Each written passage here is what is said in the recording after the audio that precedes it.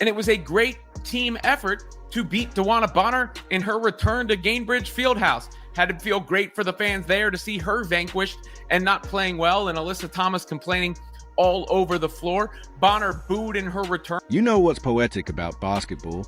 The game always finds a way to settle the score, and DeWanna Bonner just got a front row seat to that reality. After walking away from Indiana mid-season, probably thinking she was upgrading to a title contender, Bonner came back to Gainbridge Fieldhouse expecting a warm return. What she got instead? Boos, a brutal loss, and a stat line she'll want to forget. The Fever, playing without Caitlin Clark, dropped 107 points and ran Phoenix off the floor. Bonner, just 4 points and a whole lot of regret. Meanwhile, Erin McDonald, the player Indiana leaned on in Bonner's absence, exploded for career-high 27. And just to add fuel to the fire, Alyssa Thomas was caught on camera trying to troll the crowd before her squad got humbled. That's karma with a shot clock. So what lit the fire under Caitlin Clark, even from the sidelines?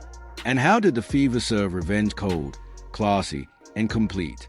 Drop a comment saying instant karma Bonner if you felt the shift. Like, subscribe, and tap the bell.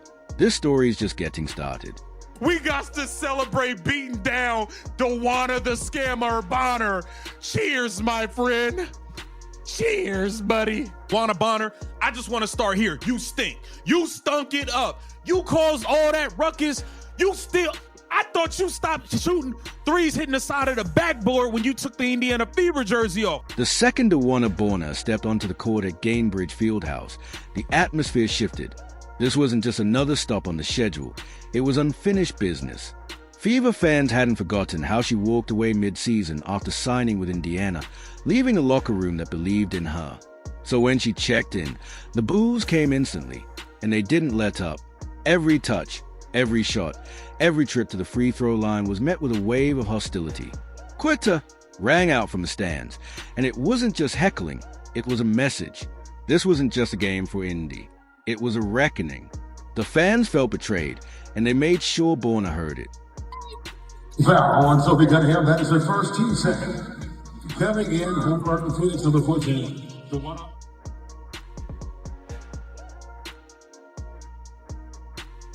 The boos weren't just coming from the fans. They were echoed in spirit by the Fever bench. Even while sidelined with a groin injury, Caitlin Clark couldn't hide how much this game meant. Cameras caught her lighting up every time DeWanna Bonner got stopped, especially when Lexi Hull and Natasha Howard teamed up to swat her shot and force a shot clock violation.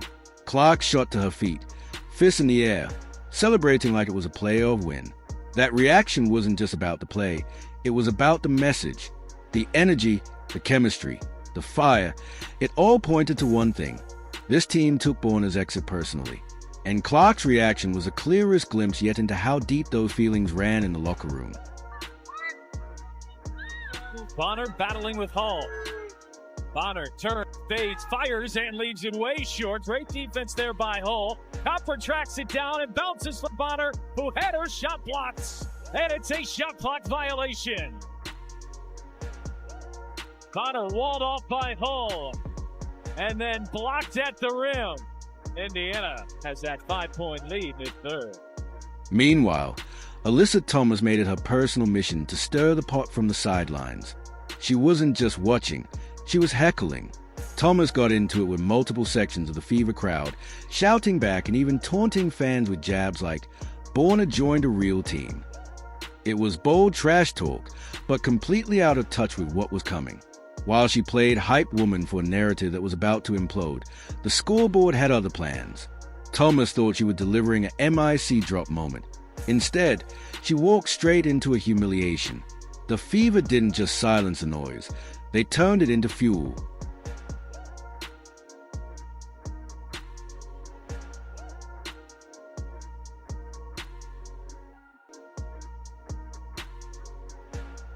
The drama hit its peak when Alyssa Thomas amped up the taunting, shouting at fans and trying to shield Bonner from the relentless boos.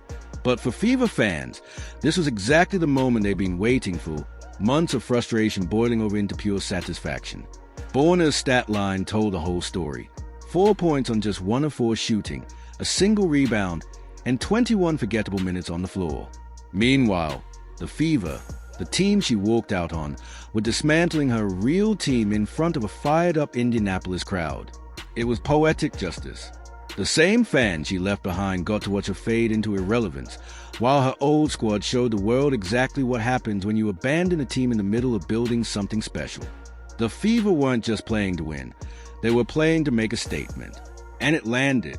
Bonner booed in her return, which is to be expected, considering the circumstances in which she left. And the players that have come in for the Fever are much better than Bonner was for them. Aari McDonald has been a revelation. She was great in this one again. And Chloe Bibby looks like a perfect fit. So all in all, Fever fans have to feel pretty damn good about that win. With Caitlin Clark out due to a groin injury, all eyes were on the Fever to see if they could hang with a Mercury squad sitting comfortably in third place. Critics circled like vultures, ready to claim Indiana was nothing without their rookie phenom. But Aari McDonald clearly missed the memo. The guard, who wasn't even part of the team's original plans this season, stepped up like she'd been waiting for this spotlight her entire career. A former Arizona standout with a track record of double-digit scoring in all 93 college games, McDonald wasn't just filling in. She was rewriting the narrative. And in doing so, she made one thing painfully clear. DeWanna Bonner leaving was the best thing that ever happened to Indiana. When did you realize you had it kind of going tonight, and what kind of opened up for you? I felt like you were scoring kind of from basically everywhere. When I seen those 2 threes go in, then I saw how easy it was, like getting into the paint. I'm like, okay, I'm converting. All right, I'm good. Like, let's keep being aggressive, or just, keep taking what the defense is giving me. Aari McDonald erupted for career-high 27 points, including a flawless 10-4-10 from a free throw line, putting on a performance that screamed heart, grit, and everything DeWanna Bonner never brought to a Fever jersey. She attacked the rim with purpose, dropped 4 assists, and played like every possession was a chance to earn her future. Her speed was electric. Phoenix simply couldn't stay in front of her. McDonald wasn't just filling a gap. She was proving she belonged, and that Indiana didn't lose a star. They gained a fighter. See Mitchell, she's got the 5 fouls. Austin, Cunningham. Yes! And a foul! Sophie Cunningham! Give her 3, and she'll go for 4. Contes battling, spins, fades, fires, and hits. Bibby, corner 3. Oh, yeah! Cunningham. Yes! But Aari McDonald wasn't carrying the load alone. Chloe BBY, signed to just a 7-day contract, stepped up with 10 clutch points, proving she's more than just a temporary fix. She knocked down shots with confidence, spaced the floor like a seasoned vet, and even made her presence felt on defense with a key steal. In a high-pressure game, BBY played like someone fighting for more than minutes. She played like someone fighting for a permanent role. What was it like having DeWanna Bonner return to Indiana, and what were your thoughts on the fan reception tonight? Honestly, that got nothing to do with me. I think DB returned because we were playing Phoenix, and so that happened to be that. The fans chose to do what they wanted to do, but for us it's about paying attention to what we have to do here, and that was coming in and getting a big win, which we were able to do. The contrast in team culture couldn't have been clearer. While Kalia Copper and the Mercury were busy complaining about booing fans, the Fever showed maturity and poise, letting the performance speak for itself. Indiana didn't just win, they exposed the difference between excuses and accountability. And the scoreboard backed it up. This was the Fever's 3rd straight victory, moving them to 15-12 on the season, their first time being 3 games above .500 since 2015. With that win, they now sit 6th in the WNBA standings, quietly setting up a playoff push nobody expected. And the best part? They did it all without Caitlin Clark on the court. This team isn't just Clark and company anymore. It's a fully formed, battle-tested squad with real championship ambition. DeWanna Bonner bet on the wrong locker room, and Karma made sure she felt every bit of that mistake. The Fever didn't just beat the Mercury. They delivered a reminder that loyalty, chemistry, and grit still matter in professional sports. Comment ***, instant karma, Bonner **** if you agree. Don't forget to like, subscribe, and turn on all notifications so you never miss out. Click the video on screen. We'll see you in the next one.